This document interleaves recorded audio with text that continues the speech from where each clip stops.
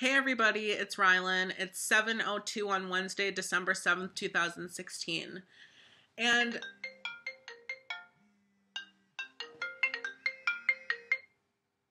hello? Hello? It's so weird. I keep getting these calls from like Florida and Arkansas and like nobody is there. Like I don't know, maybe I have a stalker or something. I don't know what that's about. But anyway, so So I've been talking, I have 2 videos about mental illness that I've made in the past like 3 weeks because I finally decided to open up to the world about my mental illness that I struggle with. I have the what it's like living with borderline personality and all the labels that define me. And so now that door has been open, I'm more comfortable talking about it. And this is another video that has to deal with it. Now, I don't know why I'm making this video. I say that about half the videos I make. Because I'm always so vulnerable and I'm just like raw. And like I'm just honest. And basically this video is going to be vulnerable because I'm going to be talking about my fears when it comes to like dating someone. Excuse me. So that's pretty fucking personal. So let's just jump into it. I wanted to make a video talking about how I am terrified that my mental illness, plural, are going to get in the way of me having a healthy, balanced relationship with a significant other.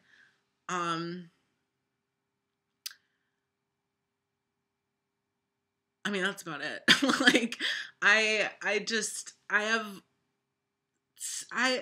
what was it? I counted. I have like 11 different mental illnesses, and I'm not going to list them all again because you can watch the video and see what they are. But like the top ones that affect me, number 1 would be my borderline personality. Number 2, bipolar. Number 3, my eating disorder / body dysmorphic disorder. Number 4, anxiety. And number 5, OCD. Those are the top 5 out of my 11 that affect me the most. But mostly borderline. We'll focus on how I'm afraid my borderline is going to like fuck up everything. So, long story, but I'm going to try and make this as concise as possible.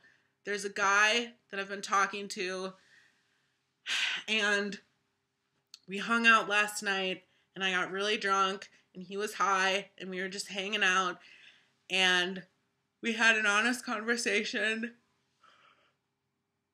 Oh my god. I realized that like there are feelings between us, but that we're gonna start as friends and that like things might develop into more than a friendship, which I'm totally okay with. Like I agree, we're definitely not at the place where we can be like, oh my god, we're boyfriends.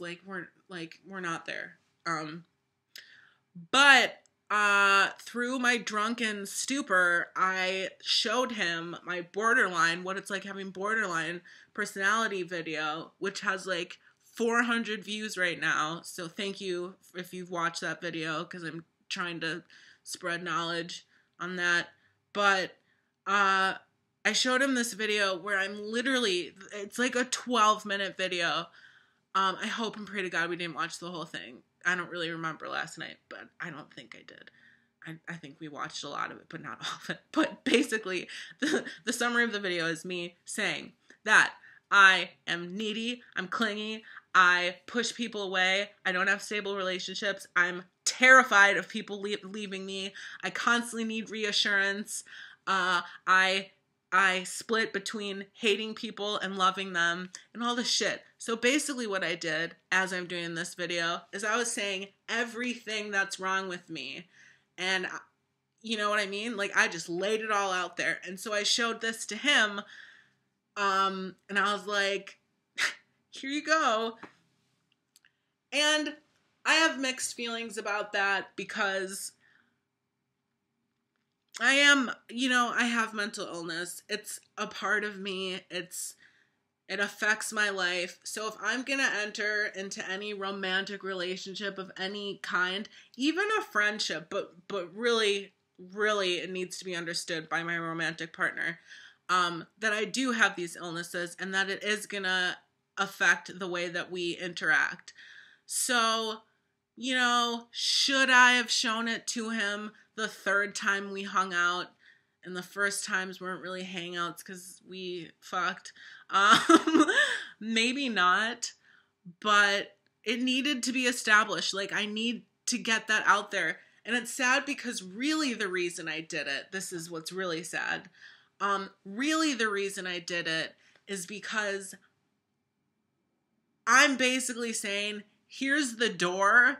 Let yourself out before you get in too deep, before you know what you're potentially getting into, which is really sad, but that's my way of trying to protect myself, because I can get attached really fast and I don't want to end up in the position where I really start having feelings for this person and then they fucking ghost on me because they did that before and then I ignored them and then we hung out last night for the first time in like 4 months.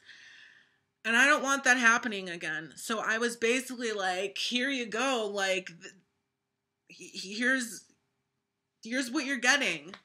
Run as fast as you can if you don't think you can handle that. And I think that that's what makes me sad, because it's like, I think that there's so much wrong with me that I have to like warn someone about who I am. That, I don't know, that doesn't sit well with me. But I do agree that something needed to be said early on. I just wish it wouldn't have happened in the manner that it did, but whatever, it's done. He knows. He said he wasn't scared, that I didn't scare him. I mean, we'll see about that. But yeah, so that's what's going on. I'm afraid that because I have such severe mental illness that affects my life, that I'm not going to have a healthy or stable relationship with the new people, friendships and otherwise, that enter in my life. Because now that I'm so aware of my borderline personality and how it affects my relationships with people, I'm fucking nervous as shit to meet new people and become friends, because I'm just like, now I really know what's wrong with me and that I fucking get attached and I'm always afraid you're gonna leave me. So I feel like I have to like warn everybody and tell them like,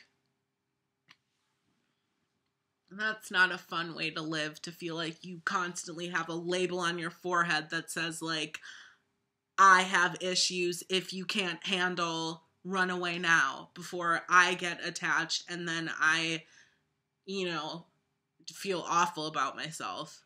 So that's my video. I don't know if this had a point. I don't know if this made any sense. If this resonated with you in any way, please comment below, because I would like to not feel alone. Because mental illness is a bitch and it can be really isolating and confusing. And it's very easy to feel alone. So, or maybe if you have a story of like you being mentally ill and being in a positive relationship and how that has turned out, that would be really helpful to know. I hope this guy sticks around because he's really great. And I would love to see like where our relationship can go, but I almost feel like I'm not that I think I'm not worthy of having a healthy relationship, but I don't know if that's possible. I don't know that that's it either. I'm just really scared that I'm gonna get really attached to someone and that I'm gonna get hurt. So, who likes to admit that? Nobody, but I just did. So, there we go.